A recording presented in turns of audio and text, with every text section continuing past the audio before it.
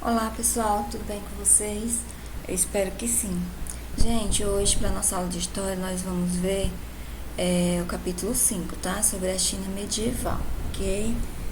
E aí eu vou mostrar essa imagem aqui para vocês sobre um filme, né, que foi lançado aí China, né, Estados Unidos, falando aí sobre, né, a arte marcial, né, a cultura muito presente na China, né, que é o Kung Fu, tá, gente? Também foi gravado aí entre um dos principais símbolos culturais da China, que é a muralha, tá? A muralha da China, que é uma das 7 maravilhas do mundo moderno. Foi construído entre 220 e 206, né, antes de Cristo, e possui aí com objetivos militares, ok? Então vamos aqui. Vamos falar inicialmente, gente, sobre a dinastia Tang, né, que foi dos anos 618, né, a 906.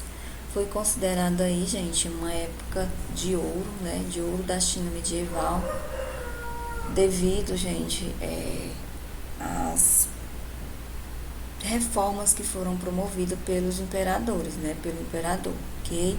Então, houve aí uma reconstrução de cidades imperiais, né? Houve aí também uma distribuição de lotes aos camponeses, até para que eles pudessem pagar impostos, ok?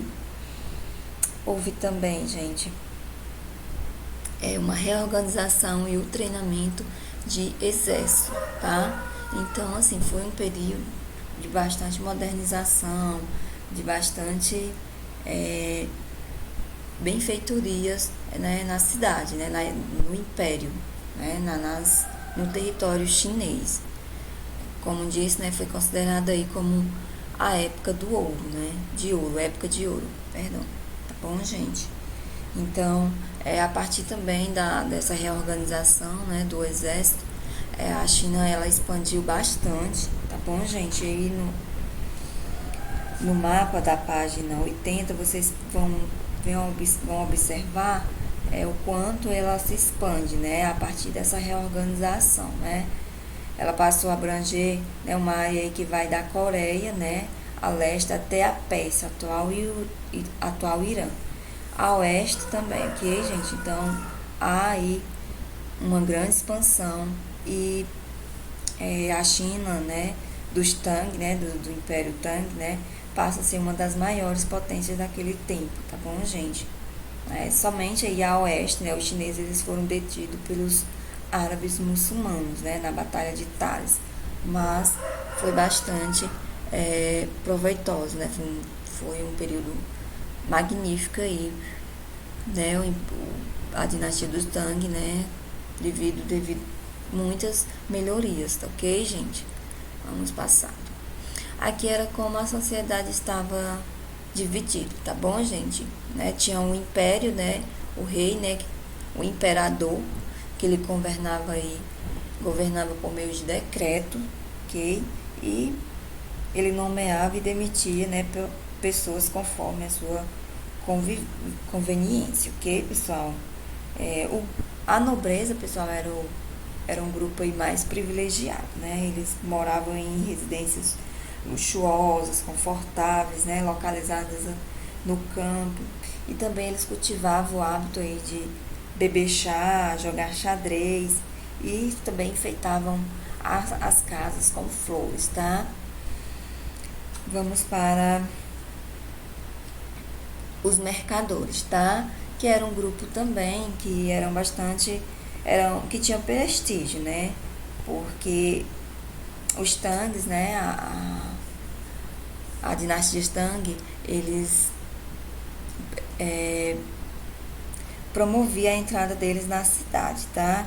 Então esses mercadores eram geralmente estrangeiros, tá? E viviam aí em bairros separados, né? Da cidade de Xangran, né? Que era a capital do país na época, ok? O comércio era bastante intenso entre a China e a Europa, tá, gente?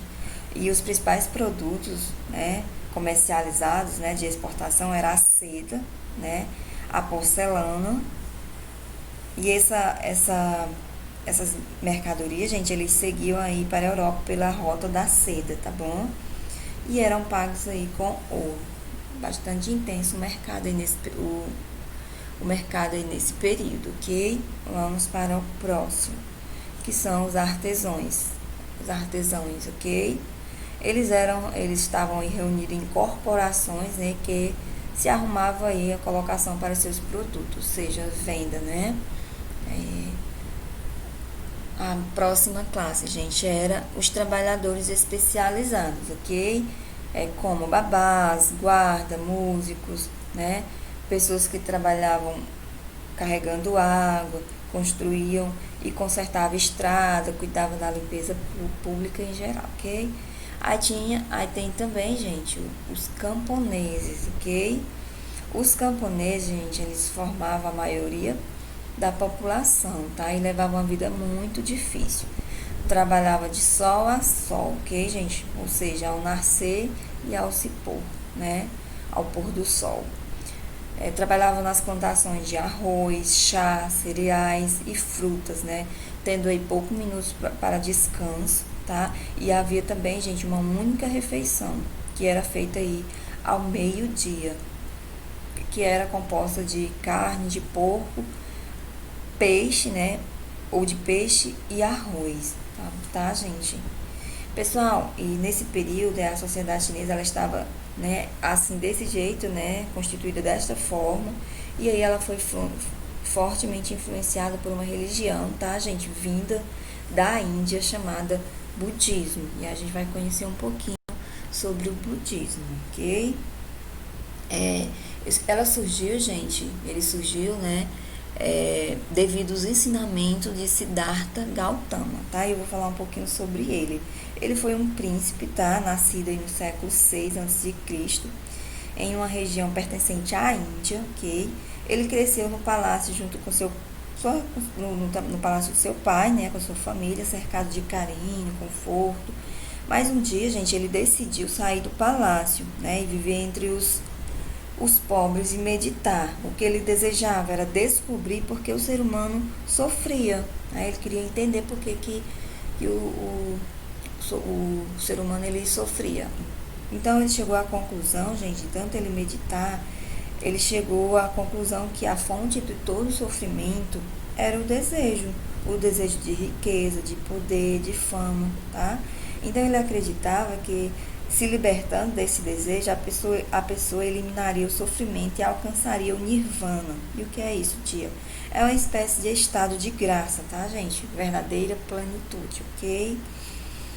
Então, aos poucos, né, várias pessoas começaram a segui-lo, né, chamando aí de Buda, tá? Ou seja, o iluminado, tá bom, gente? Ele acreditava na reencarnação, tá? Que a alma não morre com a pessoa, mas renasce em outros corpos incontáveis vezes, tá? Essa aí é a teoria, né, da reencarnação, tá bom? Vamos lá. E havia, gente, aí 8 regras para se chegar ao nirvana, né? Ao estado de graça, ok? Vamos lá. A primeira seria, né, ter boas intenções, tá? Segunda, ser honesto. Terceiro, esforçar-se o suficiente. Quarto, evitar maus pensamentos. 5, concentrar-se ao fazer coisas. 6, ser justo nas decisões. 7, falar somente o necessário e no momento oportuno. 8, fazer o que é conveniente. E aí, gente, se a gente analisar essas regras, tem a ver, né, no nosso mundo hoje, né, tem a ver com a questão das boas práticas, né, da ética, ok? Muito interessante essas regrinhas aí, ok, pessoal? Olha, ele também, gente, né, acreditava que ao alcançar o nirvana, tá, a pessoa não teria mais de reencarnar, ou seja, renascer em outro corpo, tá bom? Ou seja, ele não precisaria mais sofrer. Ele valorizava aí a caridade, a sabedoria e não a violência. E aí, gente, o budismo, ele se espalhou rapidamente, tá? Com esses ensinamentos, ok? Quem foram os responsáveis, gente, pela entrada do budismo na China? Foram os comerciantes, tá? É, por isso, gente, que os primeiros centros budistas, eles ficavam em áreas aí comerciais, tá bom? Onde ficavam aí, gente, os mosteiros budistas, tá? Onde viviam, né, os monges e as monjas, tá? E contava aí com grandes bibliotecas, tá, gente? Pessoal, lembra que no período medieval, né, o cristianismo ele se espalha aí, né, de Roma para o resto da Europa. Então, o budismo ele se espalha também aí da China para os diversos pontos do Oriente, né, como o Tibete, a Coreia e o Japão, né? Ele se espalha aí rapidamente, ok? Vamos passando. Gente, aqui é sobre a seda. Até hoje eu acredito que vocês já escutaram falar que a seda, gente, é um dos principais produtos aí apreciado por muitas pessoas, né? Por muitos países, devido à sua sofisticação, né? Pessoal, e teve um período aí que era proibido de contar, né? O segredo de se produzir a seda, tá? Havia toda uma preparação, né? E eles não podiam contar esse segredo. Inclusive, se eles contassem, eles seriam punidos com a prisão, tá, gente?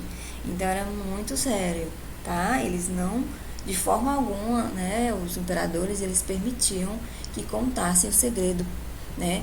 Para a seda para os outros países, né? Como eles produziam, tá? E na página, gente,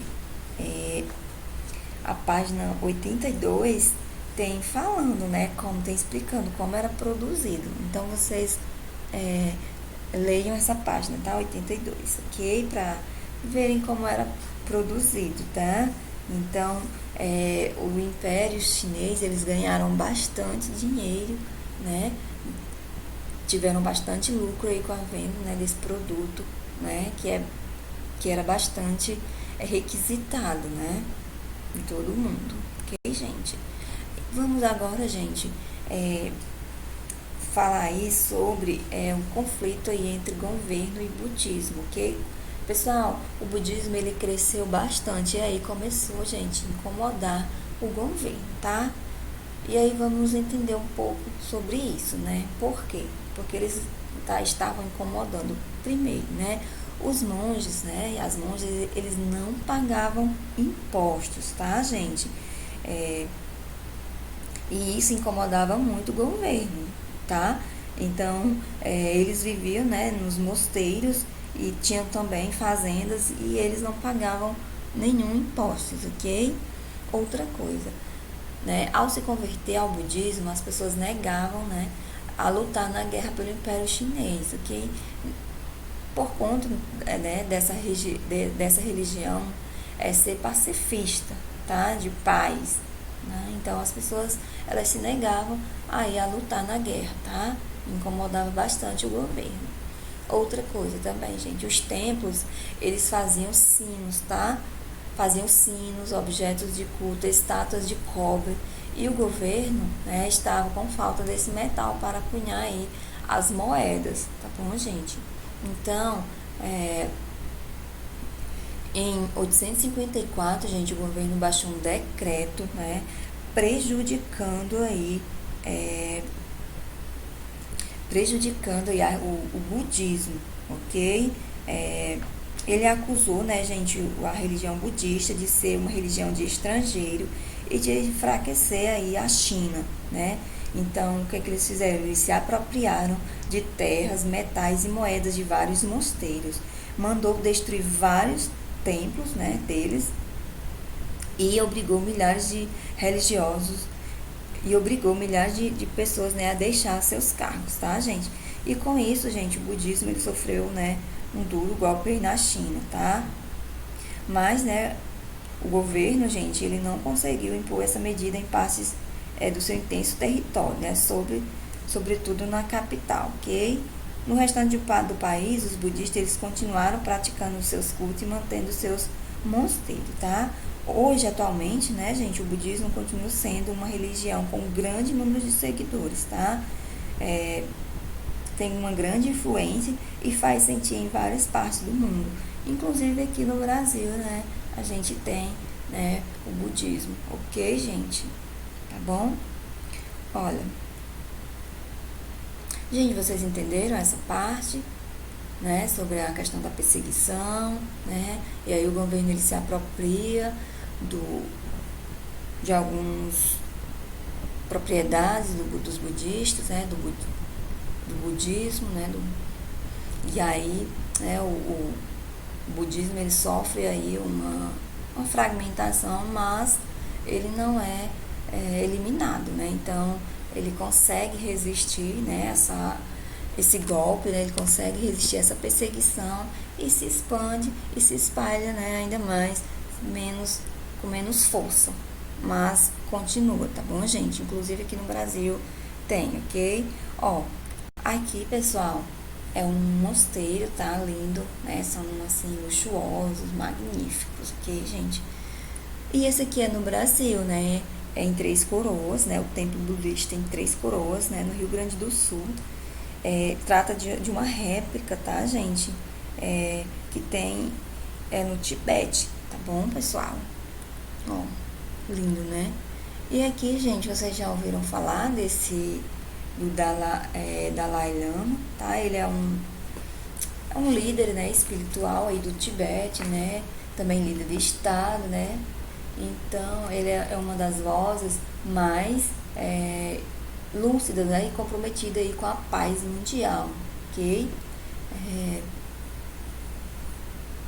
Muito interessante. Vamos ler aqui a frase.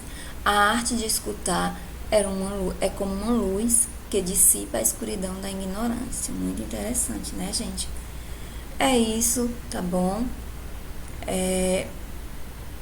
Tem uma atividade, gente, que é falando sobre o Dalai Lama, né, que é budista, né, é bastante importante aí na cultura, na religião budista, tá, gente? Um líder espiritual, como eu falei, tá bom? Então, é isso, pessoal, tá? Um beijo e até o nosso próximo vídeo, ok?